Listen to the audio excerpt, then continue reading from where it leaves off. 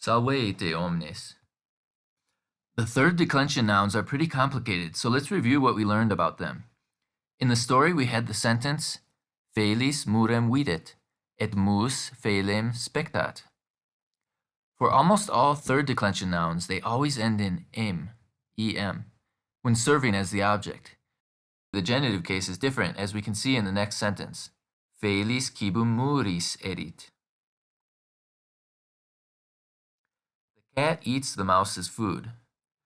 The word cibum means food. It might help to think of the word kibble, the hard dog and cat food, in order to remember this word. And looking at the ending, what declension is it? Second, which means the nominative form is cibus. Let's compare the three declensions.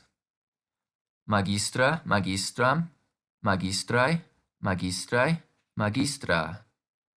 Cibus, cibum, cibi, cibo, cibo. Felis, felem, felis, feli, fele. Thankfully, there are not too many repeated endings, but regrettably, it's the two most complicated cases, the genitive and the dative, and this list doesn't include plurals, which contain more repeated endings.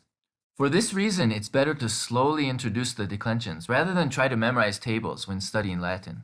And it gets worse when we add pronouns, because these have their own pattern. Look at the next sentence. Dominus mihi cibum dat. The first word obviously has a connection with dominate and has meanings like master or lord.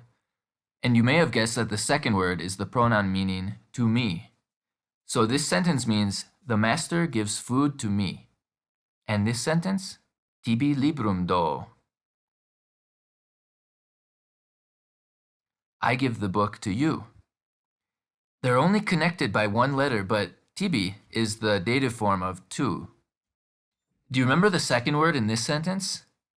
Servus meus es.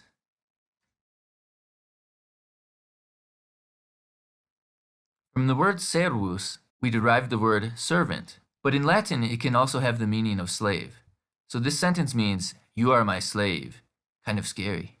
And there's also a poem by William Butler Yeats titled Ego Dominus Tuus. I am your Lord, or I am your master. And what's another way we could say this? Dominus tuus sum. Try to say now, I am not your slave.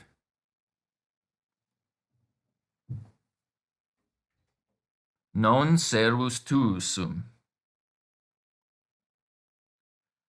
The verb laud, as in to praise, comes directly from the Latin word laudare.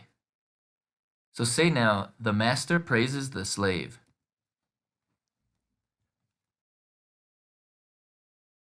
Dominus servum laudat. The word rarely is raro.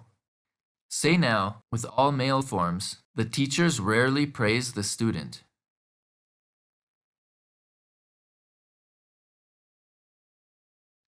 Magistri discipulum raro laudant. Say, I rarely praise you.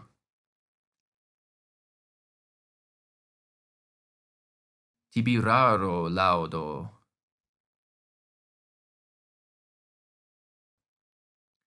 And try to say now, the soldier rarely gives the cat food.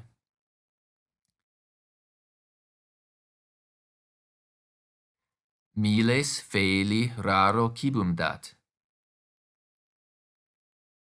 To understand the next sentence, recall that when you are enamored, you are in love.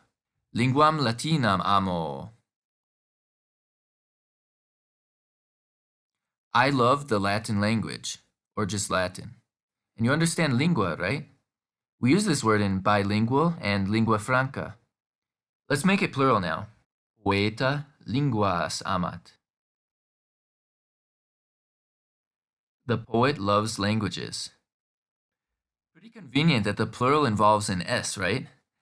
Note also that the A became long because the nominative case is just lingua. Recall that in the story we had mus felem spectat, And try to guess now how to ask, do you love cats?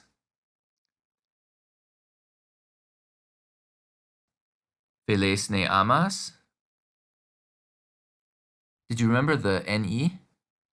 For second declension nouns, the vowel changes. We have magistra discipulos laudat. The female teacher praises the students. Say now, the female student loves books.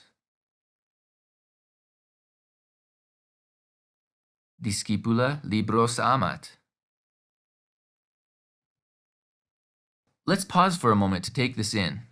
When a noun serves as the object of the verb, or is in the accusative case, it ends in an M when it's in singular and an S when it's in plural, for all 5 declensions.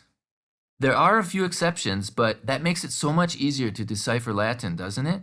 If only the other cases were so easy.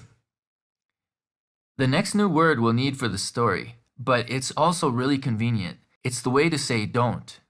Noli aquam bibere. Don't drink the water. Notice that the main verb is in the infinitive form when we use the word noli. But that makes some amount of sense, right? Because there isn't really a subject in the sentence. For the next sentence, recall that in order to say my, we say me plus the appropriate ending for that noun. Try to say, don't read my letters.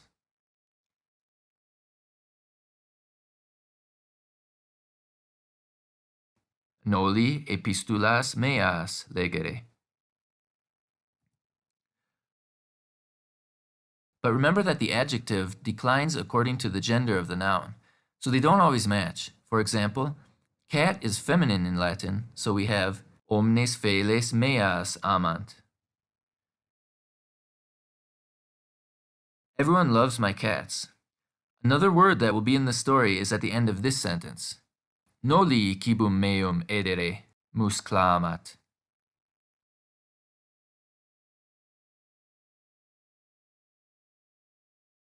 Did you guess the meaning?